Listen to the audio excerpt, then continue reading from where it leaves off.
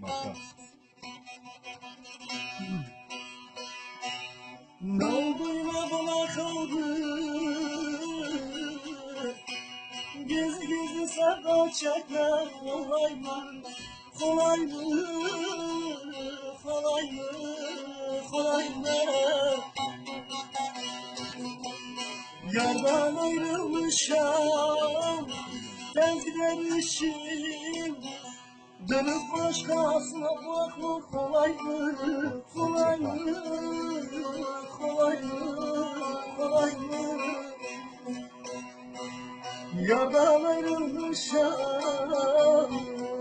tezler işim.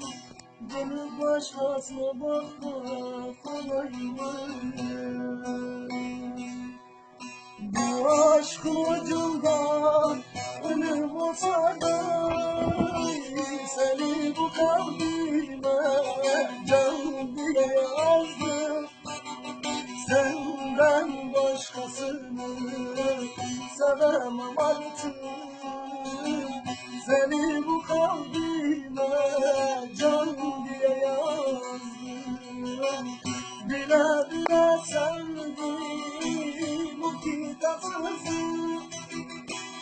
Bile bile sevdim o hayırsızı.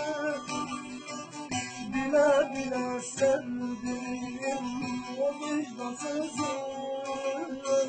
Ne olur üstüme gelmeyin benim.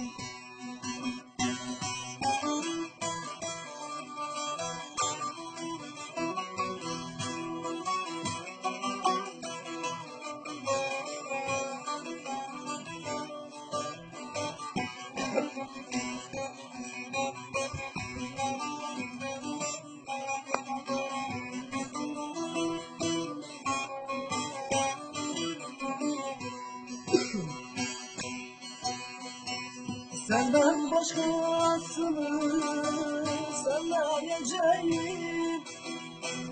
Kimselerde gönül gönül vermeyeceğim. Bu dünyaya bir değil bir defa gelsem, yine de zalim seni seveceğim. Bile bile sevdim bu kitapsızı. Bile bile sevdim o hayırsızı. Bile bile sevdim o vicdansızı.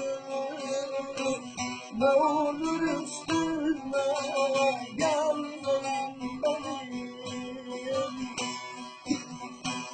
Bile bile sevdim o kitapsızı. Bile bile sevdim o hayırsızı. Bile bile sevdim o vicdansızı. Ne